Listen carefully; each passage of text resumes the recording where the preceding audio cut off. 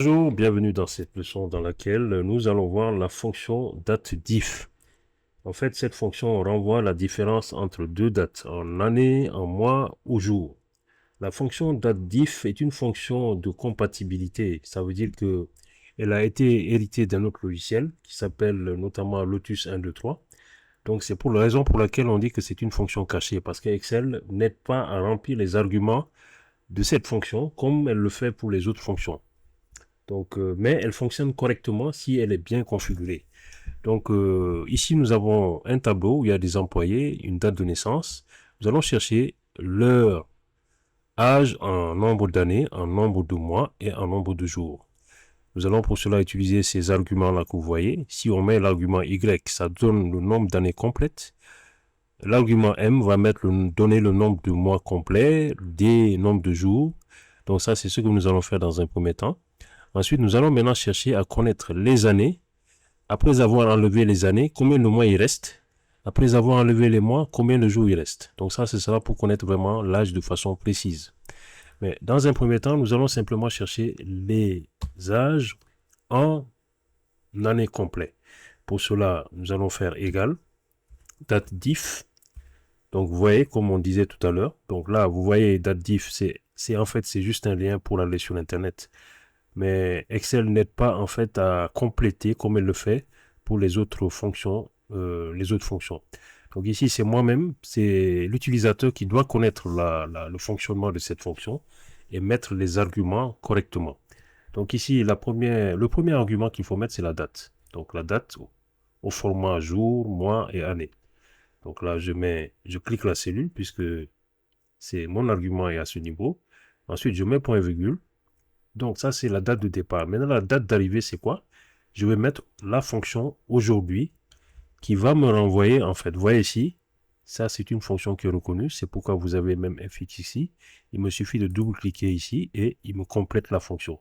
Chose que je n'ai pas avec date diff. Point virgule. Maintenant, je vais mettre cet argument qui va me donner le nombre d'années complètes. Donc ici, je vais mettre entre guillemets y. Je ferme la parenthèse et je fais entrer. Donc 40 ans complet. OK? 40 années complètes. D'accord? Donc là, je vais défiler ici jusqu'en bas pour avoir le reste des années pour les autres dates. OK? Maintenant, nous allons chercher la même chose, mais cette fois-ci en nombre de mois complet. Donc, date diff toujours. J'ouvre la parenthèse. Je choisis ma date. Je mets point virgule. La date d'arrivée, c'est la date aujourd'hui, que la fonction aujourd'hui va renvoyer en fait. Elle va renvoyer la date du jour. Aujourd'hui, c'est le 25/07/2025. Donc, c'est cette date-là qui va être utilisée. Point virgule, cette fois-ci, je mets entre guillemets M. Voilà, il faut dire qu'en fait que Y tout à l'heure, c'est parce que c'est years en anglais. Donc, les arguments sont gardés en anglais, quoi. Voilà, donc là, je vais fermer encore. Je mets M. J'ai 486 mois. Donc, entre le 15 janvier 1985 et aujourd'hui, 25 juillet 2025, il y a exactement 486 mois complets. Je vais défiler jusqu'en bas et j'ai le résultat pour les autres dates.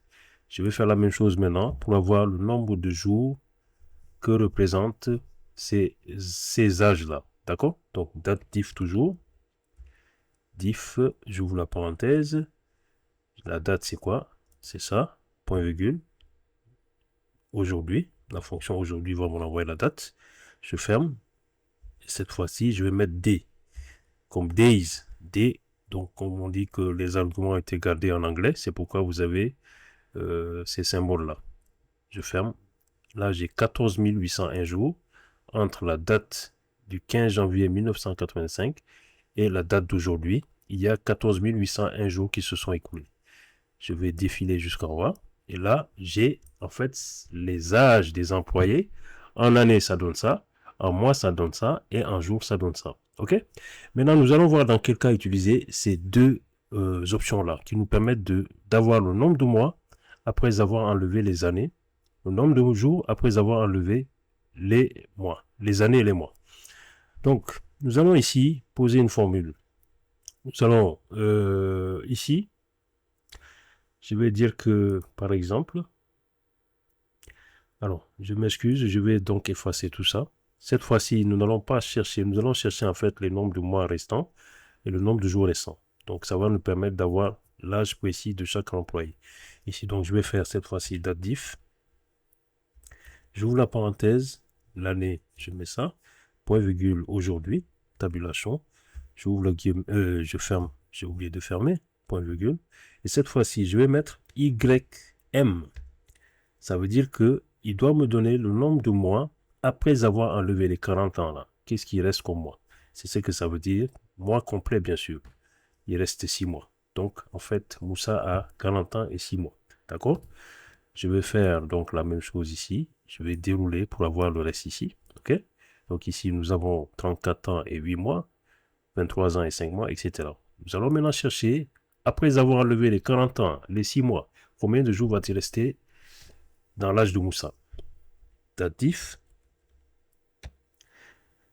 J'ouvre la parenthèse. Je choisis la date.